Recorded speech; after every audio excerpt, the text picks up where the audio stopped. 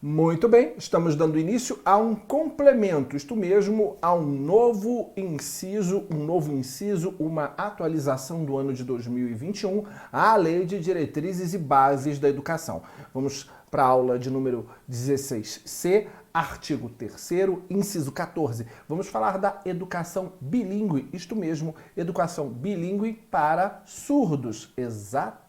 Então, para isso vamos antecipar um conteúdo que estudaríamos apenas lá na aula de número 42.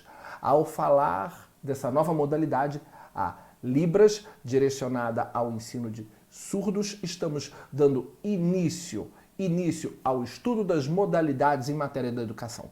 Antecipando, como eu mencionei, o conteúdo da aula de número 42, lá no título 5 da LDB, que vai falar dos níveis e modalidades de educação e ensino, mais especificamente no capítulo de número 21, onde falamos da composição dos níveis e modalidades. Somos apresentados a dois níveis. A educação divide-se em dois níveis, educação básica e educação superior.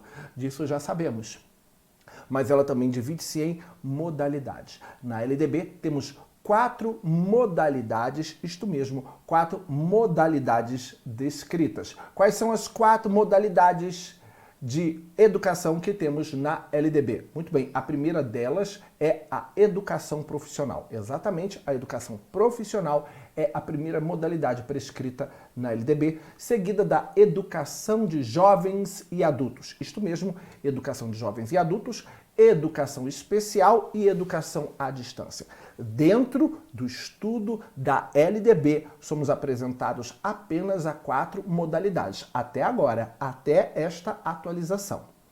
Além dessas 4 modalidades, então, existem outras? Sim, existem outras que estão prescritas nas diretrizes curriculares nacionais para a educação, que não tem previsão na LDB, mas que são modalidades. Existem mais 3. E agora, com a educação bilíngue para surdo, existem mais 4. Então, hoje, no total, dentro da LDB, além destas 4, teremos uma 5ª modalidade, a educação bilíngue para surdos.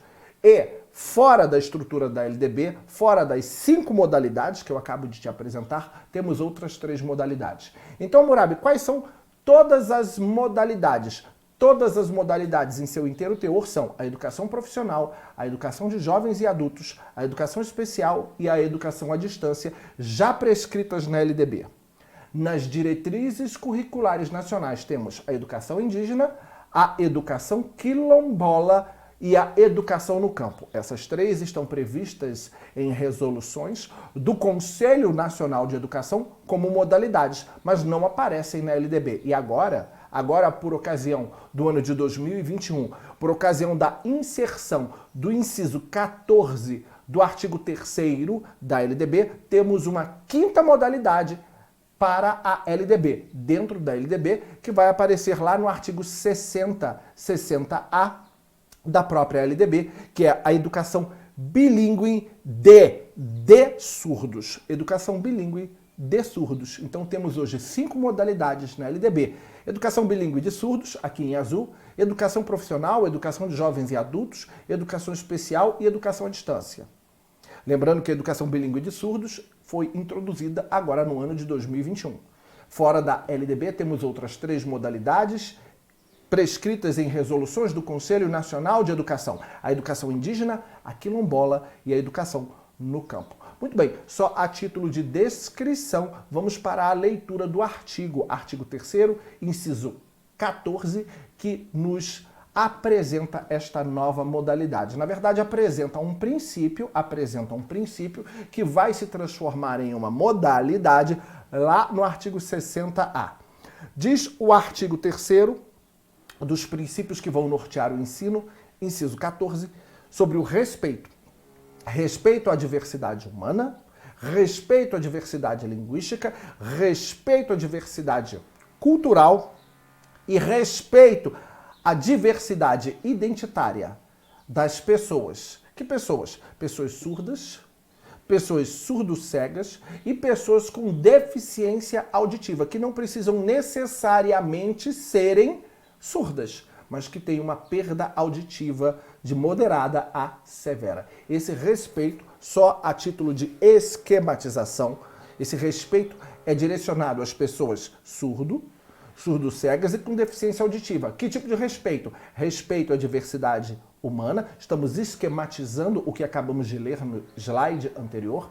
Respeito à diversidade humana, respeito à diversidade linguística, respeito à diversidade cultural e respeito à diversidade identitária destas pessoas. Das pessoas surdas, das pessoas surdo-cegas e das pessoas com deficiência auditiva. Por quê? Porque elas constituem um universo tão peculiar, com características tão específicas que chegam a constituir uma microcultura entre eles.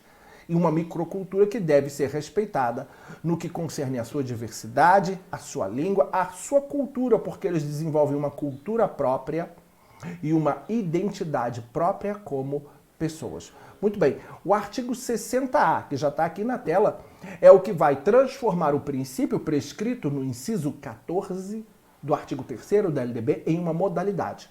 Diz o artigo 60A que entende-se por educação bilíngue de surdos, para efeito desta lei, a modalidade. Veja, é uma modalidade. Então agora temos 5 modalidades prescritas na LDB, como eu já tinha mencionado anteriormente, e 3 prescritas em resoluções do Conselho Nacional de Educação. Então, para efeitos desta lei, a modalidade de educação escolar oferecida em língua brasileira de sinais, Libras, como primeira língua e em português escrito como segunda língua.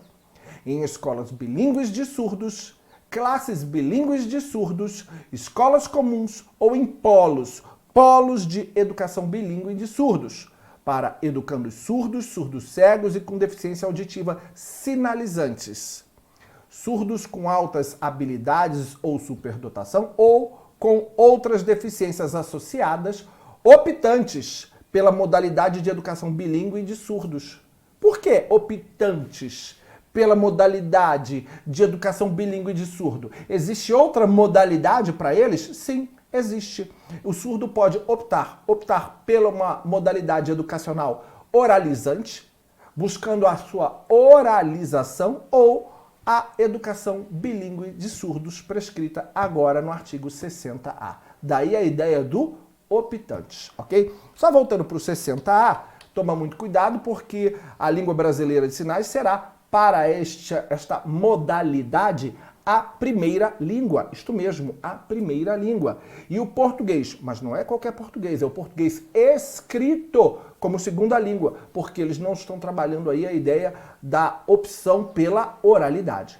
Então ele pode optar pela oralidade ou pela educação bilíngue de surdos, tendo a língua brasileira de sinais como primeira língua e o português escrito como segunda língua. Então, este princípio que se baseia, que se norteia na figura do respeito, ele já é observado em muitas legislações no Brasil, inclusive em legislações constituintes de entidades da federação, a exemplo da Lei Orgânica do Distrito Federal, muito antes dele se transformar em uma modalidade ou princípio na LDB. Quando você pega, por exemplo, a Lei Orgânica do Distrito Federal, lá em seu artigo 19, 19, inciso 7º, nós temos que a lei reservará percentual de cargos e empregos públicos para portadores de deficiência, garantindo as adaptações necessárias, olha só que curioso, a sua participação em concurso público, bem como definirá os critérios de sua admissão. Então, a Lei Orgânica do Distrito Federal, por exemplo, na parte que fala de administração pública, já assegura o respeito às pessoas surdo-cegas e com deficiência auditiva, quando assegura, por exemplo, que em um certame, em um concurso público, sejam feitas as adaptações necessárias para que estas pessoas, por exemplo, possam fazer uma prova de concurso.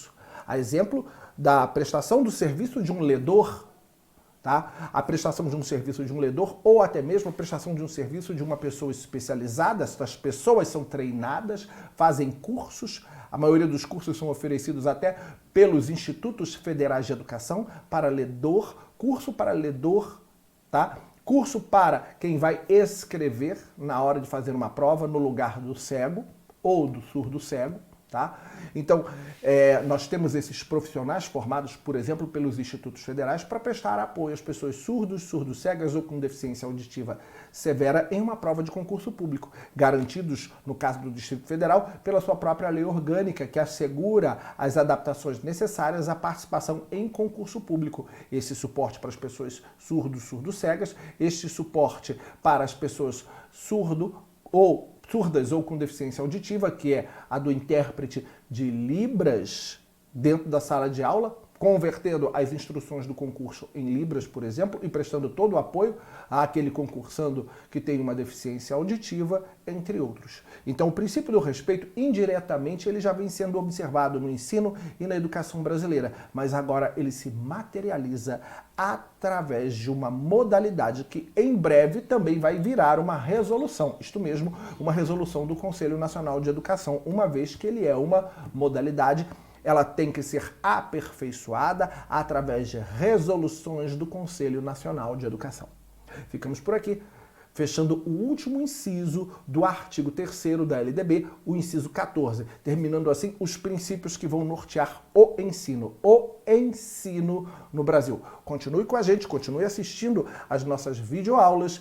Se você está assistindo essa videoaula no YouTube, não deixa de curtir esta videoaula e voltar nas aulas anteriores e curtir todas as videoaulas anteriores. Isso mesmo, deixar tua opinião, dar o seu feedback, escrever as suas demandas. Isso é muito importante para o crescimento do canal. Não esqueça também de se inscrever no canal e indicar o canal para os seus amigos. Um grande abraço, fique com Deus e até o nosso próximo encontro.